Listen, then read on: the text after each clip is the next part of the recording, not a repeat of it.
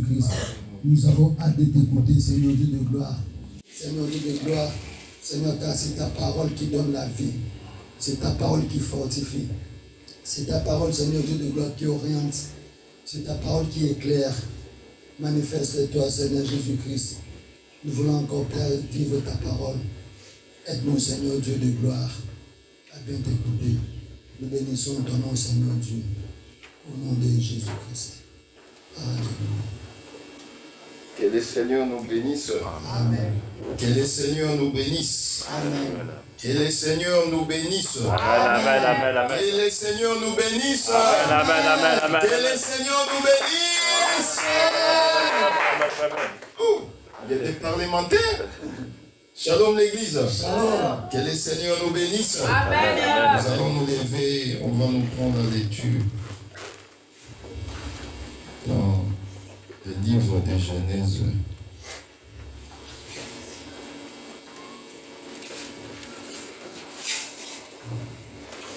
Genèse 5.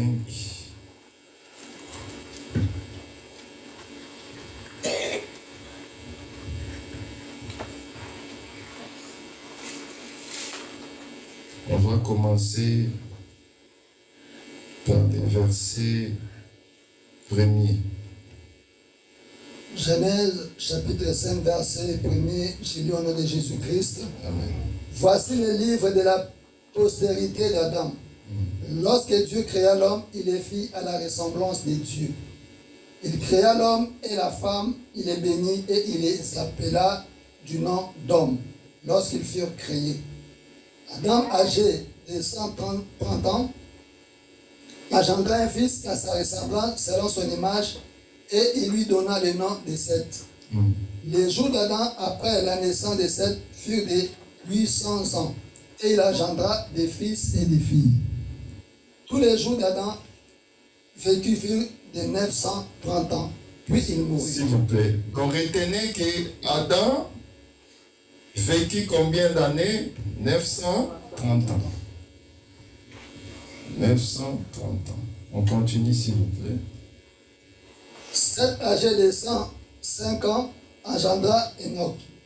Seth vécut après la naissance d'Enoch 807 ans. Il engendra des fils et des filles. Tous les jours de Seth furent de 912 ans, puis il mourut. Enoch, âgé de 90 ans, engendra Kenan. Enoch vécut après la naissance de Kenan 815 ans et il engendra des fils et des filles. Tous les jours d'Enoch furent de 905 ans, puis il mourut. Kenan, âgé de 70 ans, engendra Mahalalel. Kenan vécut après la naissance de Mahalalel 840 ans et il engendra des fils et des filles. Tous les jours de Kenan furent de 910 ans, puis il mourut. Mahalalel, âgé de 65 ans, engendra Jéred. Mahalalel vécut après la naissance de Jéred 830 ans et il engendra des fils et des filles. Tous les jours de Mahalalel furent de 895 ans, puis il mourut. Jéred, âgé de 162 ans, engendra Enoch. Jéred vécut après la naissance d'Enoch 800 ans et il engendra des fils et des filles. Tous les jours de Jéred furent de 962 ans, puis il mourut. Enoch, âgé de 65 ans, engendra Métushélak. Enoch, après la naissance de Métushélak, marcha avec Dieu 300 ans et il engendra des fils et des filles. Tous les jours d'Enoch furent de 365 ans. Enoch marcha avec Dieu, puis il ne fut plus parce que Dieu les prit. Métushélak, âgé de 187 ans, engendra Lémec. Métushélak vécut après la naissance de Lémec 782 ans et il engendra des fils et des filles. Tous les jours de Métushélak furent de 969 ans, puis il mourut. Lémec, âgé de 182 ans, engendra un fils. Il lui donna le nom de Noé, en disant, celui-ci nous consolera de nos fatigues et du travail pénible de nos mains, provenant de cette terre que l'Éternel a maudite. On peut se limiter là. Que le Seigneur ajoute de la bénédiction à la lecture de la parole. Amen. Nous avons vu que Methuselah a vaincu 969. Shalom l'église.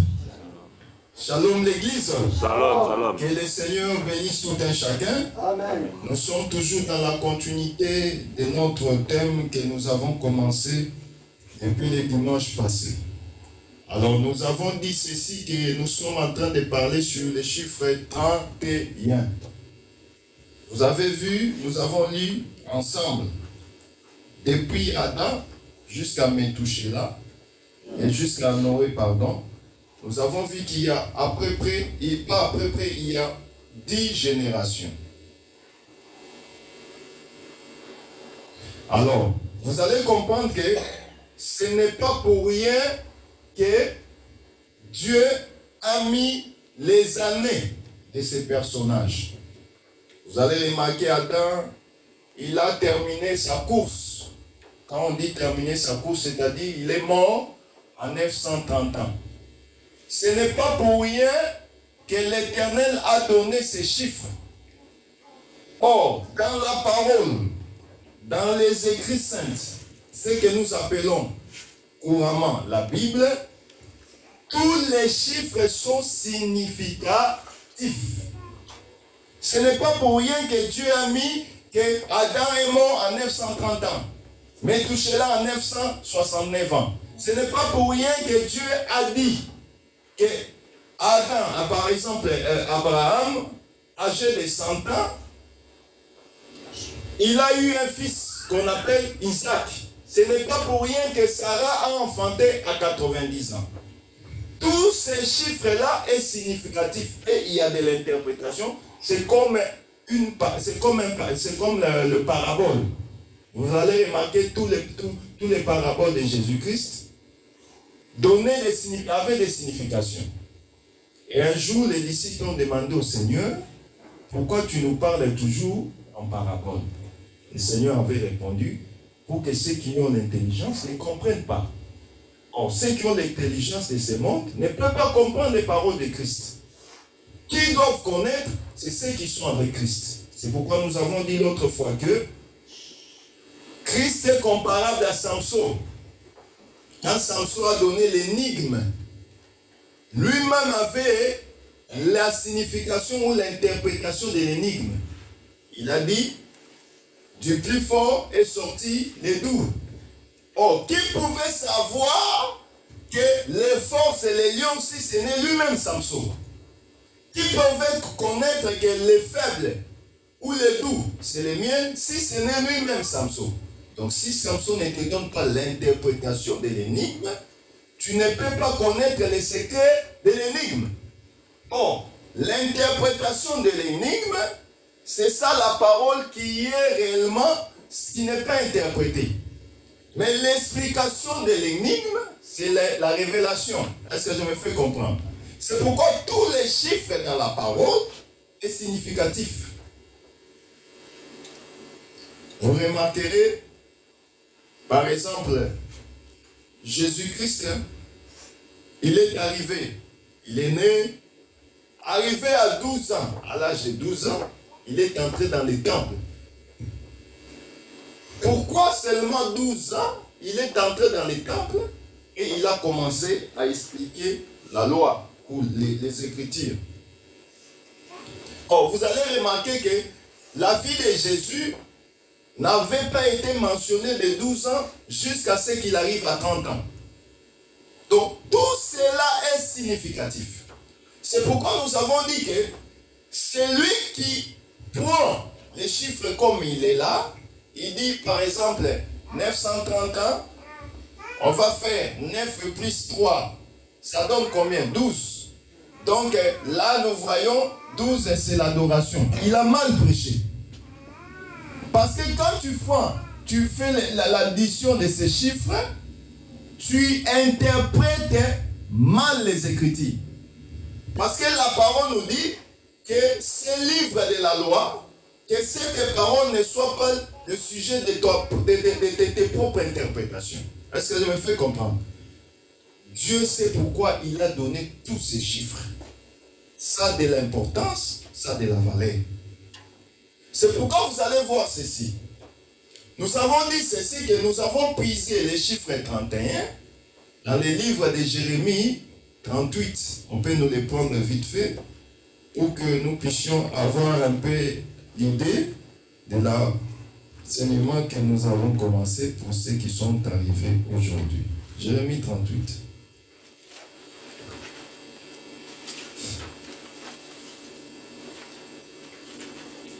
Jérémie, chapitre 38, je commence par le premier verset. Amen. Shephatia, fils de Matan, Gedalia, fils de Pashur, Jakal, fils de Shelemia, et Pashur, fils de Malkisha, entendirent les paroles que Jérémie adressait à tout le peuple en disant: Ainsi parle l'Éternel, celui qui restera dans cette ville mourra par l'épée, par la famine ou par la peste, mais celui qui sortira pour rendre aux Chaldéens aura la vie sauve, sa vie sera son butin et il vivra. Ainsi par l'Éternel, cette ville sera livrée à l'armée du roi de Babylone qui la prendra. Et les chefs dirent au roi que cet homme soit mis à mort, car il décourage les hommes de guerre qui restent dans cette ville, et tout le peuple, en leur tenant de pareils discours: cet homme ne cherche pas les biens de ce peuple, il ne veut que son malheur. Le roi Sédécias répondit: voici, il est entre vos mains, car le roi ne peut rien contre vous. Alors ils prirent Jérémie et le jetèrent dans la citerne de Malkisha, fils du roi, laquelle se trouvait dans la cour de la prison.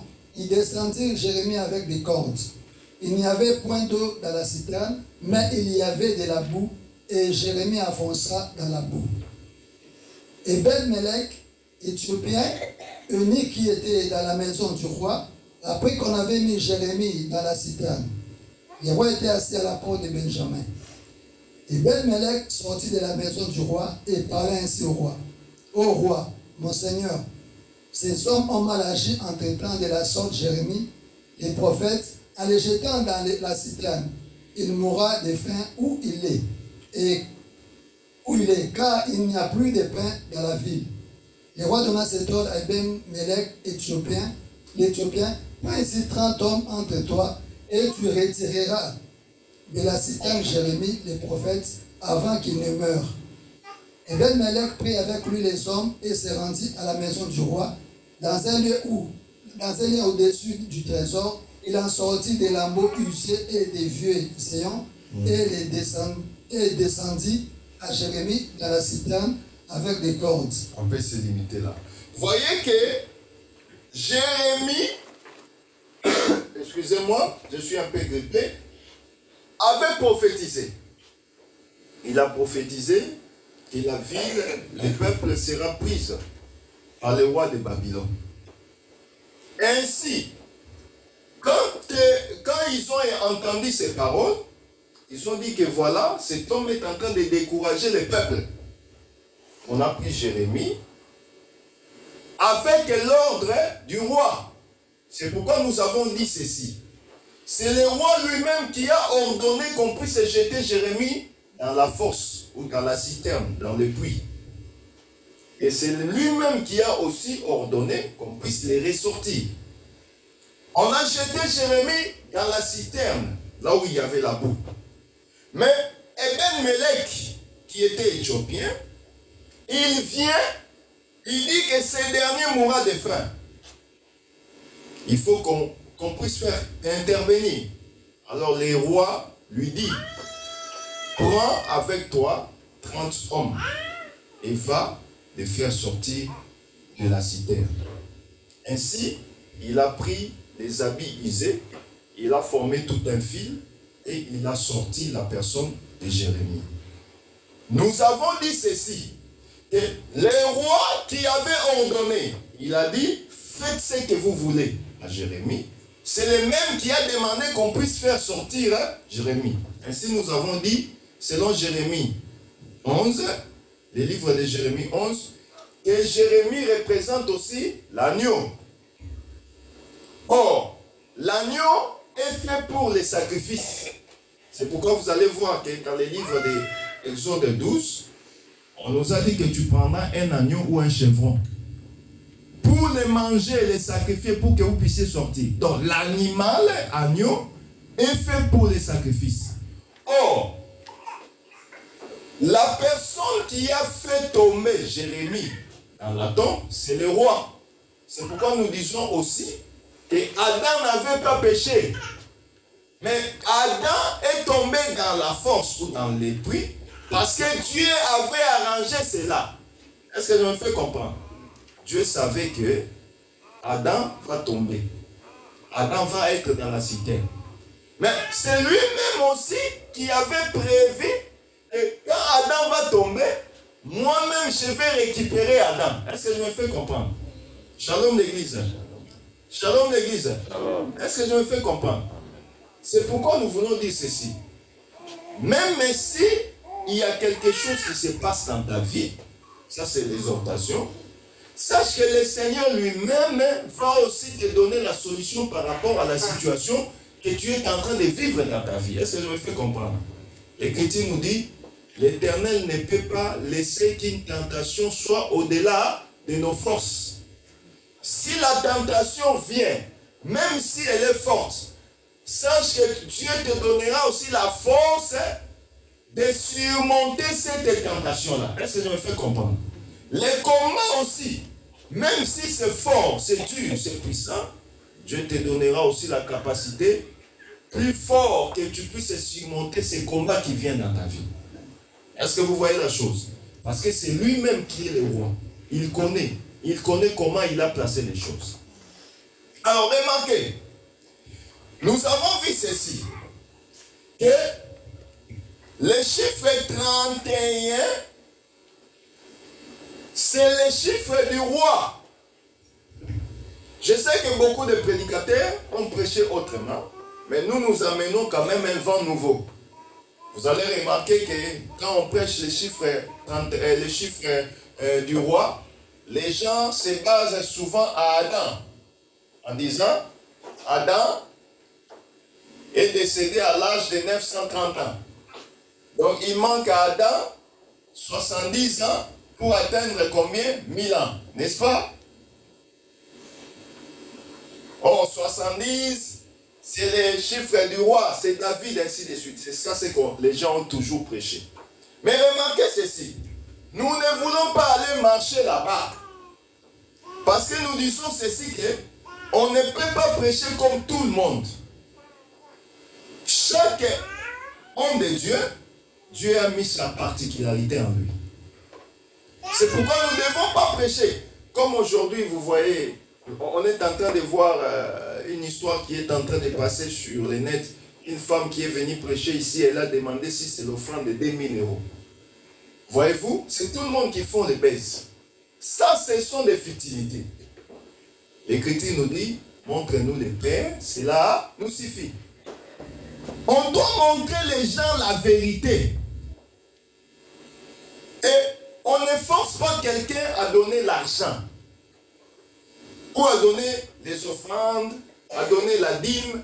On prêche et le Saint-Esprit fait son service. Est-ce que je me fais comprendre? C'est pourquoi vous voyez que nous disons souvent qu'en Israël, quand on a demandé, le roi Pharaon a demandé pourquoi les Hébreux se multiplient ainsi. Qu'est-ce que les femmes avaient répondu? Que les Hébreux sont vaillantes. Elles donnent naissance avant que la sage femme ne vienne. Cela veut simplement dire que un enfant de Dieu, on ne le pousse pas. On ne lui demande pas fais ceci, fais cela. Parce que même selon la doctrine, une femme doit, avant de prier, elle doit se voiler, non?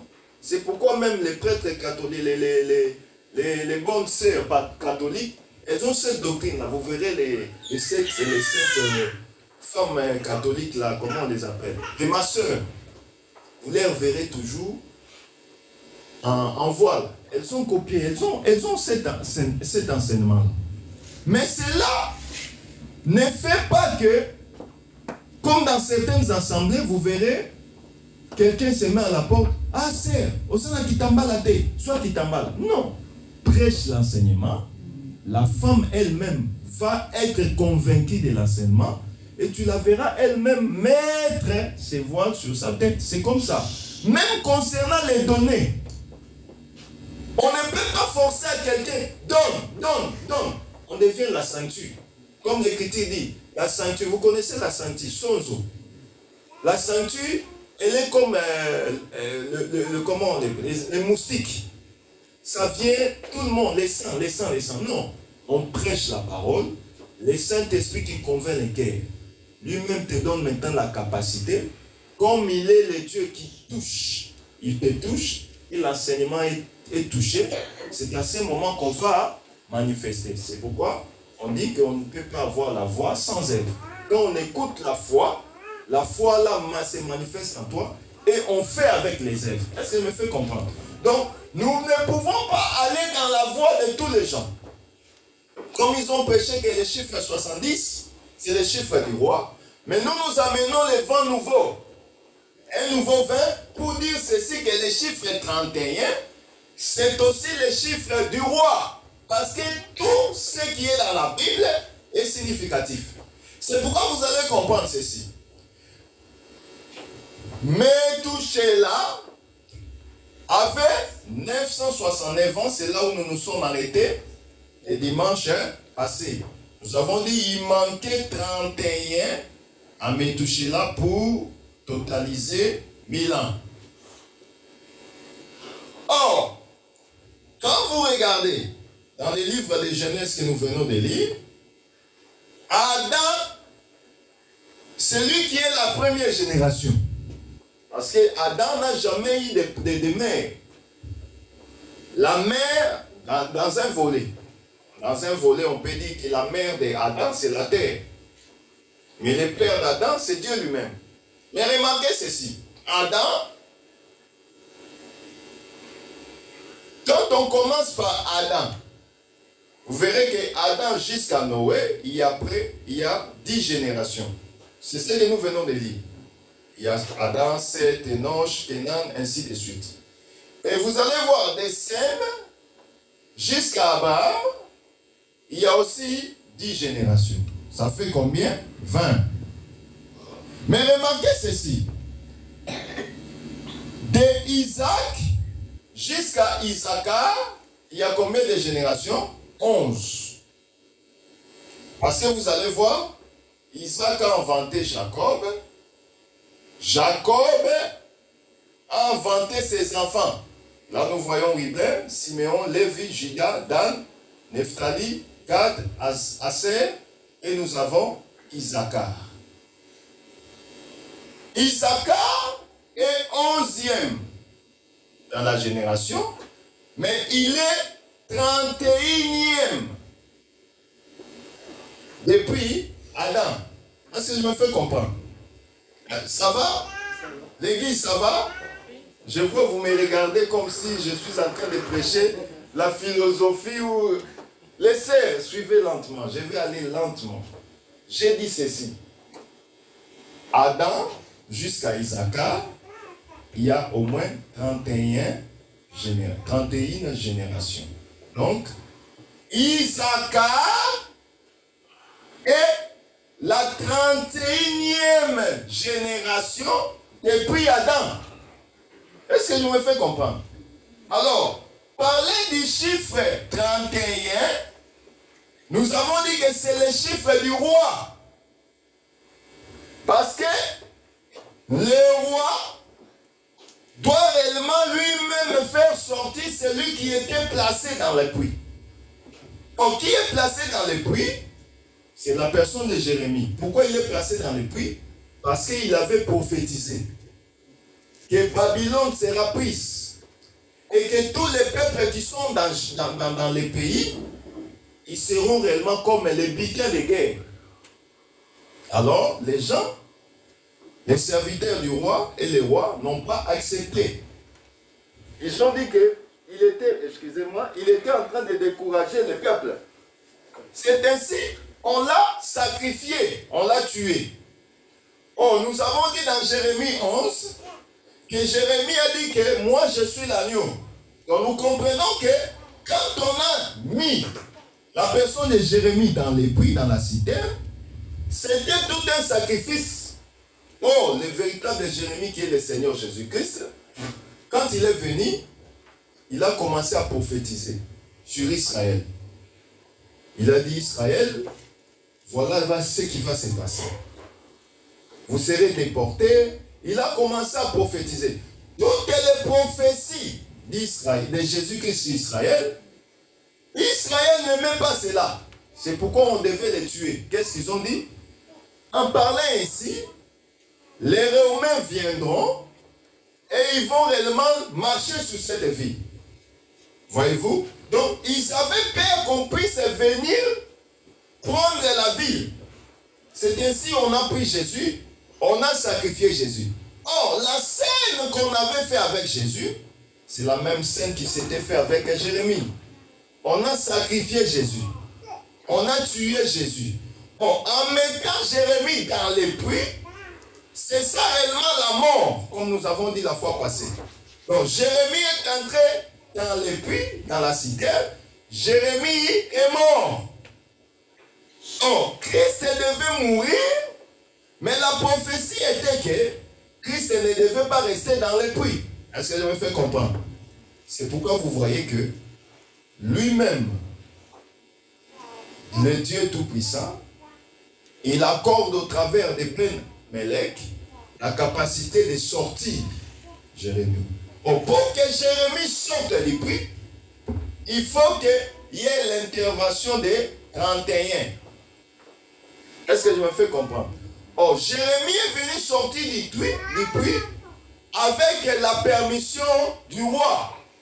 Oh, la permission du roi est qu'on prenne 31 personnes pour que réellement Jérémie puisse sortir du puits. Oh, la sortie de Jérémie du puits, c'est ce que nous appelons la résurrection. C'est pourquoi Christ était mort et il est ressuscité. Or, quand il sort, c'est pour qu'il ne puisse plus rester en prison ou qu'il puisse rester dans le puits. Il sort avec triomphe. Est-ce que ça me fait comprendre? C'est pourquoi vous comprendrez aussi, Jésus-Christ, quand il est mort et il est ressuscité, il n'est pas sorti avec les habits sales. Il est sorti avec les habits royaux, avec les habits de gloire. C'est pourquoi vous voyez que quand on a voulu le toucher, il n'a pas voulu qu'on le touche. Est-ce que vous voyez la chose? Parce qu'il est sorti avec la gloire. Oh, Christ, en mourant, il n'était pas mort avec les habits. Est-ce que vous le savez? Vous le savez, non? Ce que nous voyons dans les films, ce sont des films mis en scène. Jésus-Christ était mort nu. Il ne faut pas suivre les films des Libanais qu'on nous montre là. Ils ont vu Jésus sur la croix. Il est avec un habit, une petite, comment on appelle ça? En lingala, c'est lingala. Non! Jésus est mort nu. On a déchiré ses vêtements. On a tiré en sorte ses vêtements. Il est mort nu sur la croix. C'était pour dire qu'on l'a humilié. L'humiliation était faite par la nudité. Est-ce que je me fais comprendre? Shalom l'église. Donc, en mettant Jésus nu sur la croix, c'était une façon de l'humilier. Et la mort de Jésus était pour que nous puissions avoir la vie. Parce que l'Écriture nous dit qu'il est venu chez les siens, et les siens ne l'ont pas reçu. Donc, il est venu en Israël, Israël ne l'ont pas reçu. Donc, il devait maintenant se tourner vers un autre peuple qui est l'Église, qui est nous. Bon, en faisant ces gestes, il devait d'abord passer par la mort. Christ ne pouvait pas mourir s'il n'était pas mort. On n'allait pas recevoir aussi l'évangile comme nous l'avons aujourd'hui. Donc, il devait passer par la mort pour que nous puissions avoir les saluts, nous puissions avoir l'évangile. C'est pourquoi il est passé par cette étape-là. On remarquait ceci. Nous allons prendre juste une portion de l'Écriture. Prenons Excusez-moi. Les livres de rois. 2 rois 22.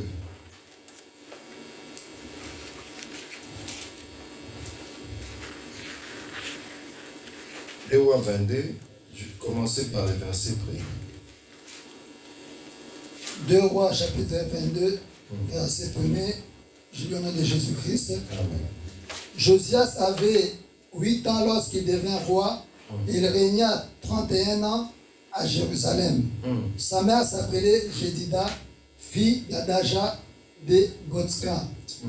Il fit ce qui est droit aux yeux de l'Éternel et il marcha dans toute la voie de David, son père. Il ne s'en détourna ni à droite ni à gauche. La 18e année du roi Josias, le roi envoya dans la maison de l'Éternel Shaphan, le secrétaire des fils d'Atsalia, fils de Meshulam.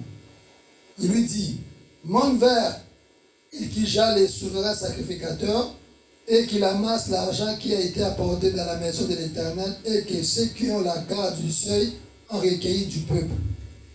On remettra cet argent entre les mains de ceux qui sont chargés de faire exécuter l'ouvrage. On peut se limiter là, merci, faute de temps. Remarquez ceci, toujours dans notre pensée. Là, vous voyez que on nous parle de Josias. La parole nous dit ceci que il régna pendant combien des années? Pendant combien des années? 31. C'est pour confirmer réellement que le chiffre 31, c'est le chiffre du roi. Josias a régné pendant 31. Non? Et il était celui qui avait marché droitement devant le Seigneur. Et la parole nous dit même qu'il fit ce qui est droit aux yeux de l'Éternel, et il marcha dans toute la voie de David, son père, et il ne se détourna ni à droite, ni à droite, ni à gauche. Or, la droiture, ni à gauche, ni à gauche, ni à droite, il marcha comme son père David. On remarquait la vie de Josias. Il était celui qui avait enlevé les veaux d'or. Il a enlevé tout ce qui était mauvais. Si tout ce qui était mauvais, les veaux d'or qu'on avait mis en Israël, il a enlevé tout cela pour laisser le seul vrai Dieu. C'est pourquoi nous voyons que Josias est un roi. Il régna pendant 31 ans. Donc nous comprenons que le chiffre 31, c'est le chiffre du roi. C'est pourquoi vous voyez que en manquant les chiffres, en manquant 31, c'était pour que réellement la personne puisse régner. Oh, remarquez, Josias, il a régné où? À Jérusalem. Nous connaissons que Jérusalem, c'est la ville du roi. Pour régner à Jérusalem, il faut être un roi. On ne peut pas être roi. Si tu n'es pas roi, tu ne peux pas régner dans la ville du roi qui est Jérusalem. Or, celui qui a régné là-bas, il a enlevé tout ce qui était de mauvais, c'est Josias. Et remarquez dans la parole, vous pouvez lire dans les livres des rois, il n'y a aucun autre roi qui a régné pendant 31 ans. Il n'y a que Josias. C'est pour prouver que Josias, c'est lui qui est réellement le vrai, et celui qui est le roi, c'est lui qui est réellement la personne qui doit réellement à ton attente ou qu'on a besoin pour que nous puissions voir l'accomplissement de Christ. C'est pourquoi nous disons ceci, que le chiffre 31, c'est le chiffre du roi. Or, quand on a le chiffre 31 dans sa vie, on est en train de vivre comme un roi. On règne. C'est pourquoi je te dirais aussi que toi, enfant de Dieu, tu dois comprendre que Dieu t'a appelé pour régner. Dieu ne t'a pas appelé pour être un esclave. Dieu t'a appelé pour régner. C'est pourquoi quand il a placé Adam, il avait dit à à Adam de dominer sur tout. Tous les animaux, tous ceux qui volent, tous ceux qui rampent, les dominateurs, c'était Adam. Mais remarquez ceci. Nous avons dit que Isaacar, c'est le 31e depuis Adam. Or, quand on parle d'Isaacar, nous connaissons que Isaacar, c'est l'âne robuste. Nous allons les lire. Prenons Genèse. Genèse 49, si je ne me trompe pas.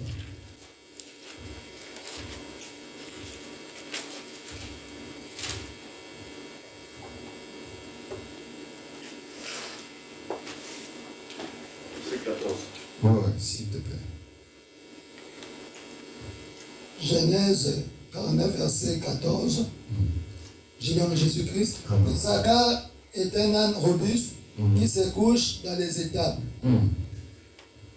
Isaacar est un âne robuste. Nous avons dit que Isaacar est à la 31e position. Lui qui est l'âne robuste. Oh, l'âne robuste, c'est celui qui est costaud. Oh, le service d'Isaacar, en étant la 31e personne, c'est juste pour porter tes charges, porter tes défauts, porter tout ce qui te dérange. C'est pourquoi vous allez comprendre que Isaacar a ce service-là. Oh, le véritable Isaacar, c'est Jésus-Christ. C'est celui qui est là pour porter tes charges. Alors lui-même, quand il est venu comme le véritable Isaacar, il a dit, venez à moi, vous tous qui êtes chargés et fatigués, moi je vous donnerai du repos. Donc nous devons prendre nos charges, amener ça auprès de la 31e personne qui est Isaacar. Lui, le véritable Isaacar qui est le Seigneur Jésus-Christ, il doit se charger de nos fautes, de nos charges, de nos difficultés, de nos problèmes. Parce que lui, c'est lui qui est l'âne robuste. Il est costaud. Amen. Remarquez dans la nature, les gens qui aiment manger la chèvre. Je me rappelle au bled, quand on était encore au Congo. Quand on t'envoie aller acheter la chèvre pour manger, parce qu'il est chétif. Elle est chétif. Là. Mais il faut prendre la chèvre qui est là, quand on voit, robuste. Alors ces gens-là qui vendaient les chèvres, vous savez comment ils faisaient? S'ils savent qu'ils vont aller vendre mardi, tous les jours de lundi là, jusqu'au soir,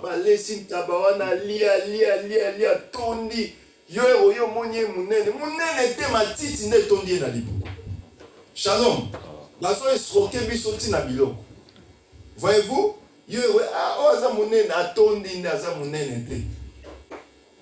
Si vous les laissez seulement affamer pendant un temps, à condamner. Mais Christ, c'est l'âne robuste. Lui, le véritable Isaacar, il est là pour prendre toutes les difficultés. C'est pourquoi vous voyez que quand il a pris la charge sur la croix, il a dit tout est accompli. C'est pourquoi j'aimerais te dire aussi, quel que soit ton problème, quelles que soient tes difficultés, quels que soient tes soucis, apporte cela chez le véritable Isaacar qui est le Seigneur Jésus-Christ. Lui qui est le véritable âne robuste, lui qui est le véritable 31e personne, il est capable de porter toutes tes difficultés.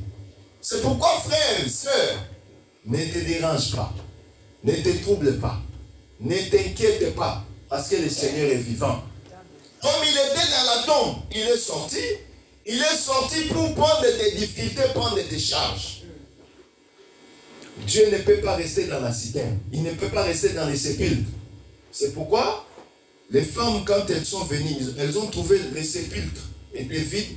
Elles ont apporté la bonne nouvelle en disant, le tombeau est vide. Autrement dit, la citerne est vide. Le Seigneur n'est plus dans la citerne. Il est déjà sorti de la citerne. Oh, en sortant de la citerne, Il vient simplement pour prendre tes difficultés, prendre tes problèmes, prendre tout ce qui te dérange. Parce qu'il sait, si je reste dans la citerne, ces gens-là qui sont au-dessus, ils n'auront pas la solution. Je dois ressortir. Voyez-vous, Christ est sorti en tant que 31e personne, 31e génération, comme étant le véritable Josias, pour enlever tout le vaudor, enlever tout et mettre la droiture. C'est pourquoi je dirais à quelqu'un cet après-midi, le Seigneur est venu mettre la droiture dans ta vie. Amen.